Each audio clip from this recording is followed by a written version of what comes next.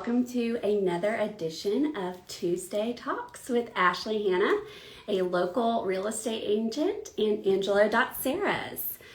This is our first Tuesday Talks of the new year, and we are super excited to dive in to all the latest and greatest in the coming year and kind of talk about what we can expect and where we're headed. And just give me a second while we wait for Angelo to hop on.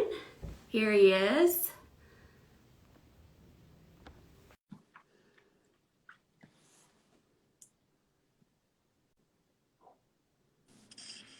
Hey. Hey, what's going on? How are you? How's it I don't going? know why. Every time I request, every time when I see that you go live, I click your name and it flips it to my personal page, and I have to go back out and flip it to my business page. Whatever. What else? Technology, you know. Yeah, we'll put the We'll volume figure it up out. here. All right, what's going on? How's the week so far? Happy New Year. Yes, Happy New Year. You Yeah. feeling better? Yes. Yes, I feel like I'm 100% again, kind of, sort of. I'm back at the gym and Wow. wearing a mask at the gym. I can still feel I'm a little winded, Yeah. but other than that, everything's back to normal. Cool. I'm like trying to adjust my I got a new stand. Oh, did you? So I'm Nice. trying to like finagle positioning. I hear you. But okay, so I saw an article you sent me Yeah. about forbearance and what it means for landlords and kind of Yeah. So I thought that was interesting when I saw that come across about the yeah, I'm going to pull that article back up real quick. It's not letting me view it, but yeah. And so for the federal eviction ban, it's interesting. It's interesting to see that they're going to extend that. What was the date that they're extending it to? That I don't know. I think it was it at the end of this month? That's the last thing I saw. It was the end of January. I think in some states it's different. Yeah. But you know, I just think especially if you have investment properties, it's so important for you to like stay up to date on all that. Oh, absolutely. Yeah. And hopefully, unfortunately for some, it's a little bit more difficult. And it's so hard to, it's so hard to be able to save everybody in this, Yeah. when it comes to like the renters, if you can't evict them, but then what happens to the owners of those investment properties that aren't getting the rent that needed that rent to help offset that mortgage payment? Right. It's hard. I think there's no resolution for everything that is Right. kind of the domino effect that has occurred from all this. Oh, look at that. My wife joined. Hi. That's like the first time. That's funny because, our spouses, we do these every week. And Yep. I'm always getting on to James I'm like, so are you gonna tune in this week? And he's like, I'm just trying to start a company here. And I'm like, okay, well. It's only like 30 minutes, James. Come on. So that was cool that Kendall hopped on. Yeah. I don't know if she's still there, but anyways. Yeah, it looks like Gladys Flodell joined. So yeah, hey, what's up everybody? Diana Dietrich Barnes joined. So yeah. That's my mother. Oh, is it? Very nice. Okay. She's got one up on James then. Yeah, she totally does. Yeah, we celebrated her 60th birthday on New Year's Eve. Oh, nice. Yeah. Very cool. Yeah. Yeah, that's cool. Did you Um, guys do any? Did you guys do anything besides your mom's birthday? Did you guys? No, nothing. my sister came in town with her husband and my niece, and then my mom was here. We just stayed inside. I got New Year's Eve catered by Table. Oh, what's it called? Twine and something. I'll tag them. They're very good. It's like a catering company in Charlotte that during the COVID transitioned to meal prep, and they make these gourmet meals that are ready to go, and they're Oh, amazing. that's cool. Really? Yes. Yes. Okay. What about y'all? No, I mean we were kind of confined because of COVID, so Yeah. we didn't really want to do. Risk it. Yeah, so we just laid low, Yeah. and we're into the new year, ready to make this thing happen. Yeah.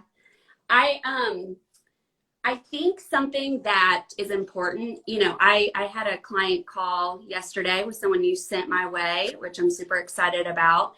And one thing that whenever I'm doing a new client consultation that comes up every time is closing cost. Yeah. What do they need to be prepared for when you're buying a house? And what do you need to have set aside? Like, is there any payments that you have to make up front?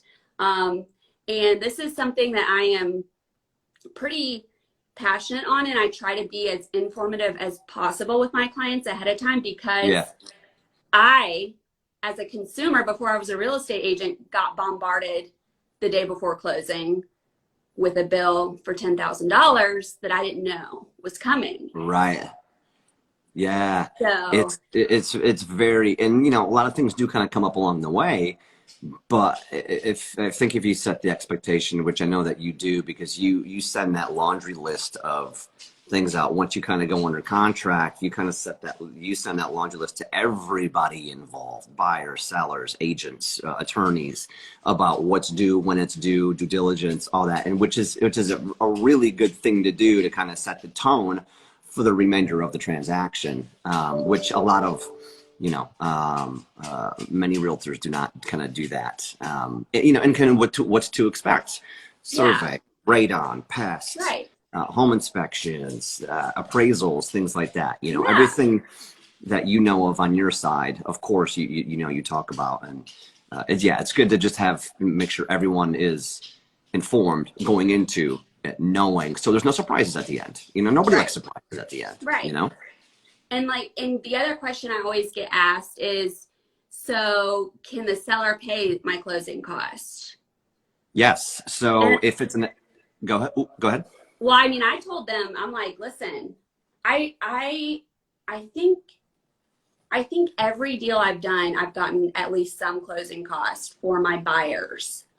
But you have to make sure that you're working with an agent that knows the local market, because depending on your price point and location, for example, Charlotte, the Charlotte metro area specifically, is extremely competitive and is very much a seller's market. Of course, that's depending on price point, but most price points right now there's lots of demand and not a lot of supply. Yes, very, very much so. I'm just going to pause you there. Just want to say, hey, hello to Aaron of Africa, Rhonda Edwards. Thank you guys for joining. That's actually my client, Aaron. Hey, Haley, thanks for joining, fitness coach. Everybody, thanks for joining. So sorry about that. Just want to say hello, everybody, and say thanks for joining. Okay, cool. So, it is hard when you're when you find a house that you like and you want to put an offer in. Most of the time you're going against multiple offers right now in the Charlotte metro area market. I can't speak to every market, but I do know that, the demand is high and supply is low in a lot of major markets. Mm-hmm. So think about, what is the most competitive offer? If I am representing a seller, I'm advising them to take the best offer, but I'm also saying, look at some of you have 3 offers. One of them is asking for seller pay closing cost. One of them is at purchase price with, there's different ways you can structure a deal. Point being, when you're in a competitive market, it is not always feasible to think that you're going to get the seller to pay your closing cost as a buyer. Right. Yeah. Like I said, especially now with just the lack of inventory and the demand, you either have to offer full price and not ask for closing costs, or over sticker and ask for closing costs, or something, and as you said, like as when you're representing your seller, what's their net? What's their net? Because each offer is going to net them something different. Just because they're getting full sticker, if they're not giving up $4,000 in seller pay closing costs, then their net may be different than just given full sticker, no closing cost. You know what I'm saying? So it's right. Every scenario, every transaction is different, and it's unique in and of itself. Yep. So while I want to tell all my buyers that yes, we can get seller paid closing costs, that's not the reality. Will I try? Absolutely. Right. I'm a pretty aggressive agent in the fact that I'm gonna tell you, I'm gonna give you the information to help you make a decision, and guide you that way. But listen, it doesn't hurt to ask. No, it doesn't. And you can always go up. You can never come back down. That's right. That's right. My dad taught me years ago. You can always go up. You can never come back down in price. Yeah. So, yeah. Rarely can you come back down for crazy reasons. But yeah, when it comes to seller pay closing costs, in each loan program and down payments have different guidelines when it comes to allowable closing costs. If the realtor is a family member and that realtor wants to, is working with that buyer and wants to contribute some of the commissions towards their son or daughters, or whoever's buying the property, purchase, for the closing call or for down payment, it's called an interested party contribution. So there's a fine line of what you can and what you can't do when it comes to family member contributions. That's also a realtor. But standard run of the mill for conventional loans up to 97%, it's 3% down. If you put 3% seller paid closing cost. If you put 10% down on a conventional loan, they allow you up to 6% seller paid closing costs. And FHA is across the board 6% allowable and closing costs to be paid for by the seller. 6% of course the purchase price. So, and I this hasn't happened so well. I mean, I guess we did have one where it kind of happened recently, but where I negotiated the max amount of seller paid closing costs for our buyer clients that we had, Angelo, and then we had to structure any other concessions from the sellers a different way, right? Whether it's an attorney holding an escrow for, repairs or whatever. And I always, because I am aggressive, I try to fight for every dollar for my buyer clients, but then I always try to check with you, because it sucks when you fight for all those seller paid closing costs and you get it, and then right. So if I don't use it, do I lose it? In essence, Yeah.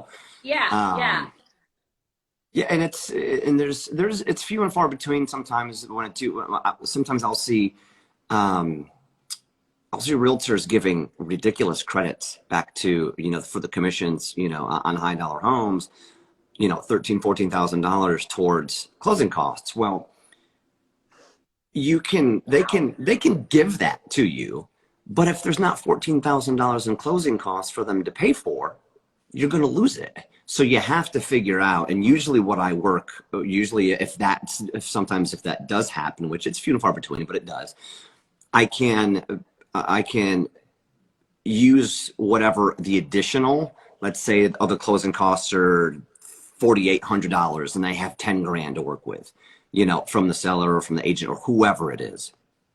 Yeah, I can use that $4,800 to pay for the taxes, insurance, all the closing costs, attorney fees, and then I can use the rest of that to buy the rate down. Right. That's so as long as it's being used up in some fashion, towards a closing call. It can't be above and beyond, or else they're going to just have to give it back to the agent Yeah, or you the can't seller cut a check, or whoever. right? They're not Correct. going to cut you a They're just check. going to reduce it. Correct. They're going to Right. reduce it by that amount, what their costs are. So their seller pay costs are. So yeah, it's in every scenario is different in every, and so if that does happen where there's so much closing costs where there's not enough, then I'll definitely look into a rate buy down to use that up, because if you have it, why not use it? Which is like a really, even though rates are low, like that is a really great way to use those funds, because Yeah. especially if you're looking at being there long term, right? Oh, Because for sure. yeah, it's going to help what you pay overall on the loan. Yeah. I mean, I had one yesterday. I priced out. It was a difference. He wanted a no fee loan, and then he wanted to see what 1% or 1 point buy down would have gotten him. So the 1 point buy down was like $2,800 or something like that. And so, and it was a difference between a 2.72 rate or a 2.5 rate. So Wow. that's a huge difference. Yeah. And the payment was substantial as well. So of course, over the long run, if you can keep that home, yeah, it's huge. So if you have that to use, it's 1,000% in your best interest to look into using it towards the buy down if there's nothing else to use it for. Yep. The other thing, and I think this is like a good question for you, is when you are talking to clients about like what they are qualified to purchase in a home, let's just say, their price point is 400,000.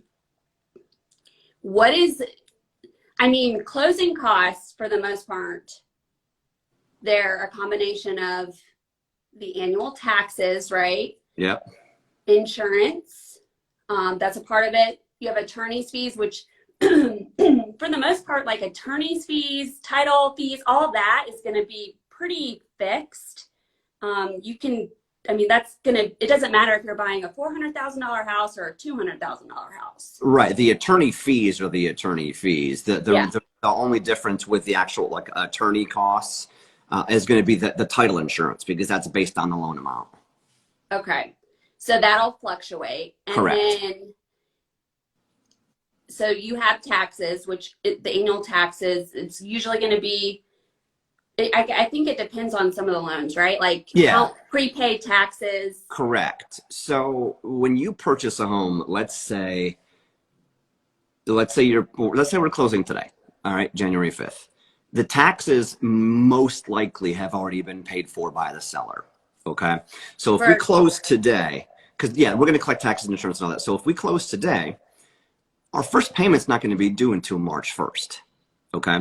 So they have to get a buffer. They have to get what's prepaid to start your escrow account. So they're going to most likely collect 3 or 4 months at closing to start the escrow account, because by the time you make payments, if they didn't collect for it at closing, you'd already be 2 months behind. So when the payment came due, you'd have a shortage. So they try really hard to make sure that you don't have a for purchases.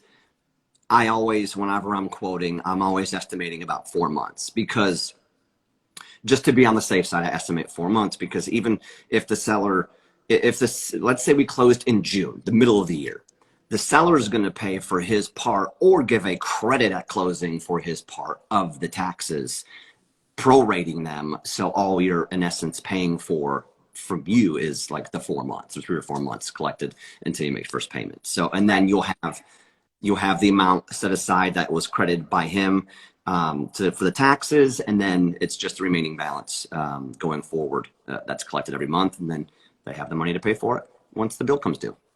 Right. And it's I always right or wrong, I overestimate these things for my clients. Yeah. Like it's good to do that. Side. And taxes, I really try to be accurate on.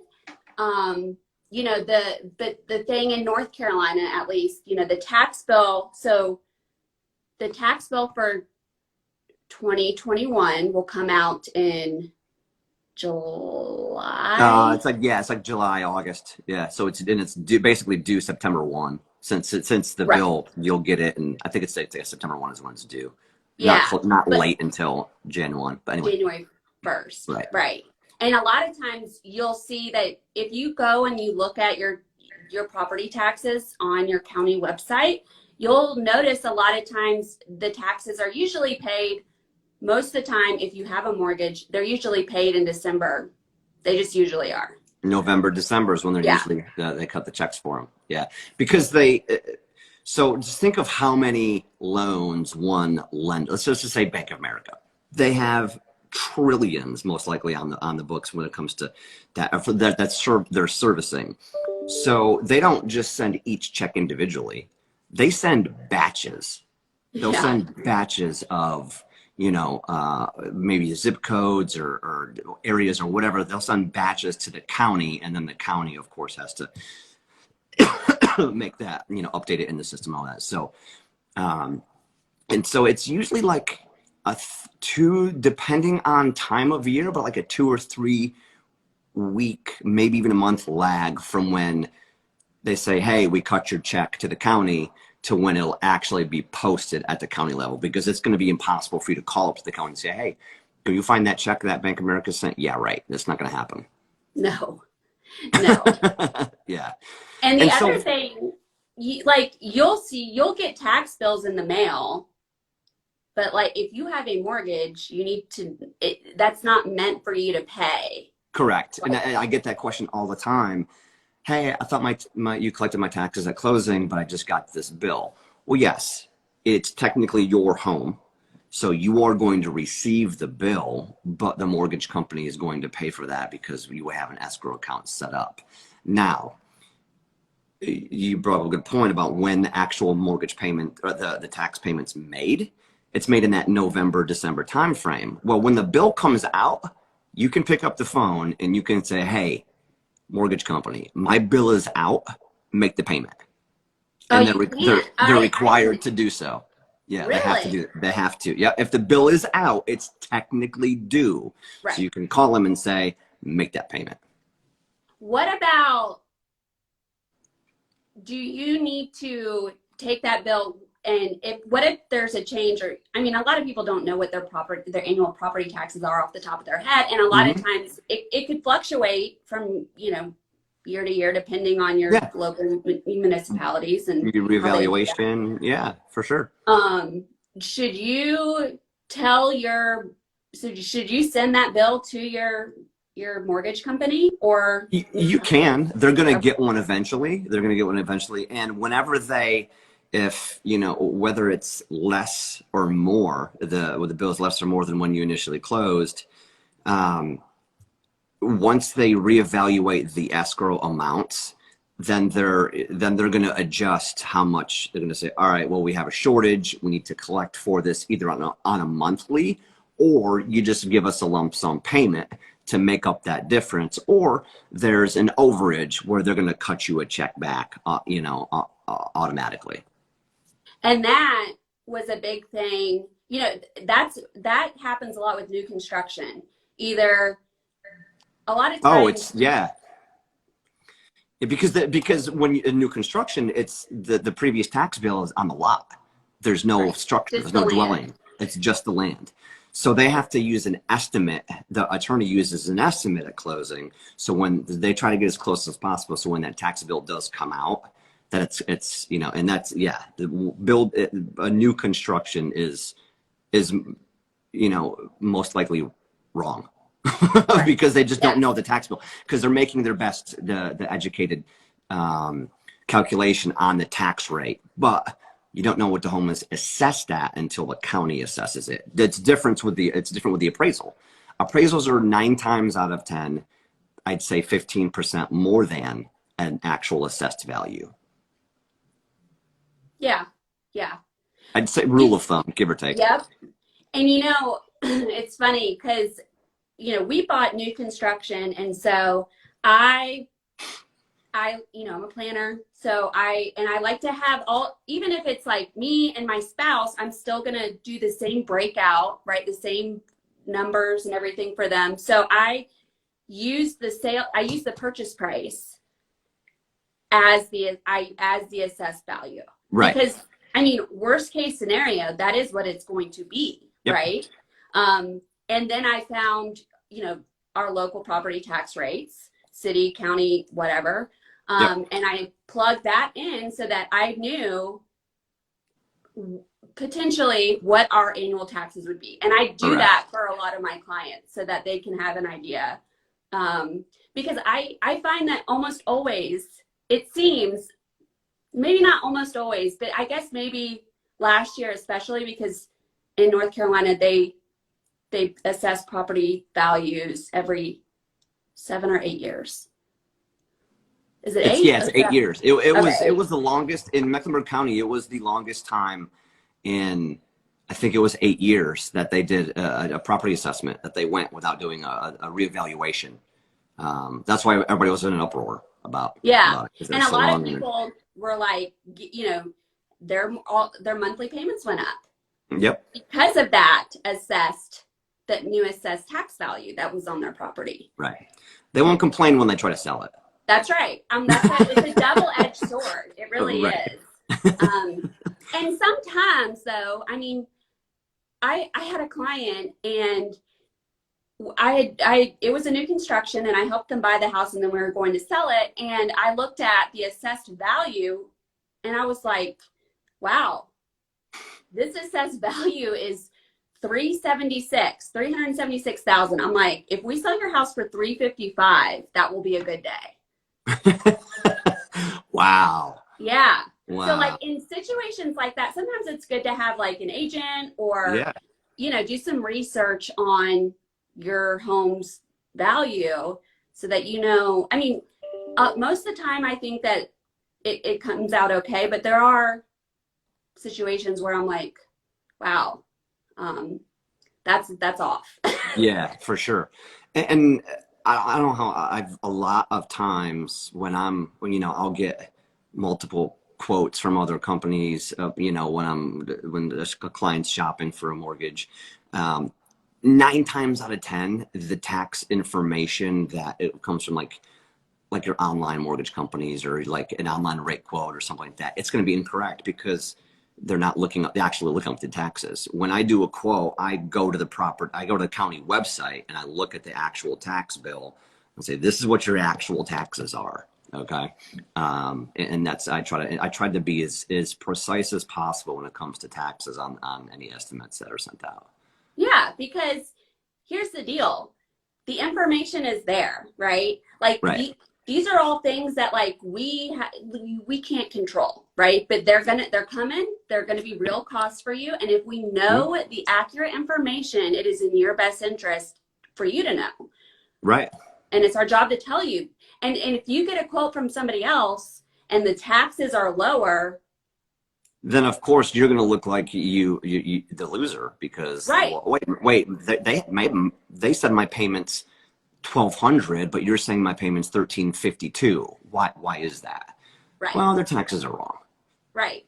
You're like, let's make sure we're comparing the same thing here. Correct. Yeah, it's very important because there's so many different ways you can kind of tweak an estimate from one letter to another when it comes to either escrows or the amount of taxes, amount of insurance collected, and stuff like that. So always look at of course you want to look at the hard cost, which is the non-reoccurring costs are going to be your origination, the title, and stuff like that. But then your reoccurring costs, which is your homeowner's insurance, taxes, that's going to fluctuate. That's going to vary a lot from quote to quote.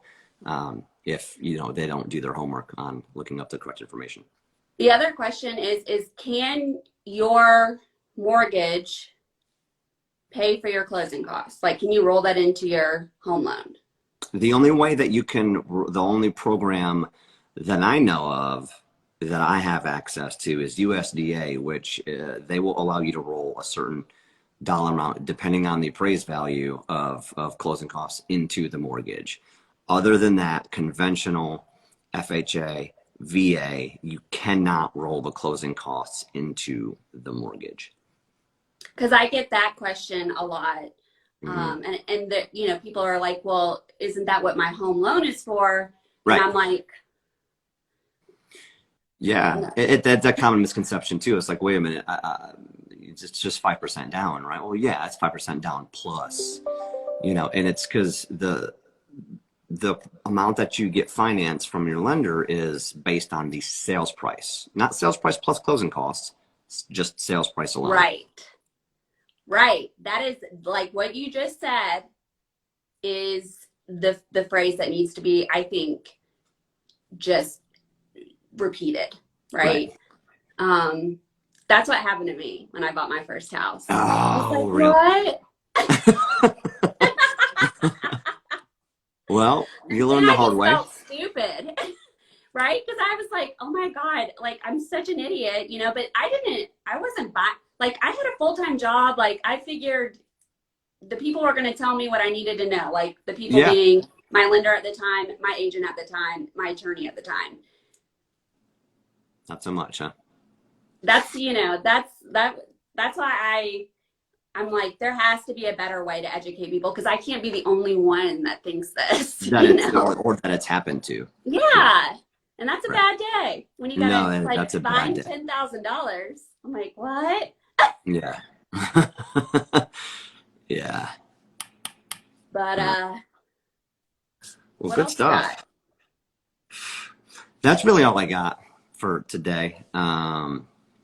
Just trying to get back into the groove, trying to make stuff happen, and get 2021 started off right. Yes. Yes. How about you? Well, the sheriff just pulled up in front of my house. Okay. Well, it's good knowing you, Ash. Hi. Just kidding. Um, so that's cool. But Yeah. yeah, I this was good. I think make sure that, we want to hear from our audience, our friends out here. What questions do you have as it relates to this? Literally, there are no stupid questions. No, there's not. And we want to make sure that we're talking about things that are helpful, so that you can avoid making decisions when it comes time for you to purchase a house or sell a house or what have you. Right. Try to be as informed as possible. Yep. So, well, I think that's it on my end. Okay. Likewise. All Until right. next week. That's right. Yep. We will see you later. Thanks everybody for joining. And once again, like us, follow us, share us if you feel like our information is valuable, and if you know somebody that may need our help. So Thanks for tuning in. See y'all next week. see ya. Bye.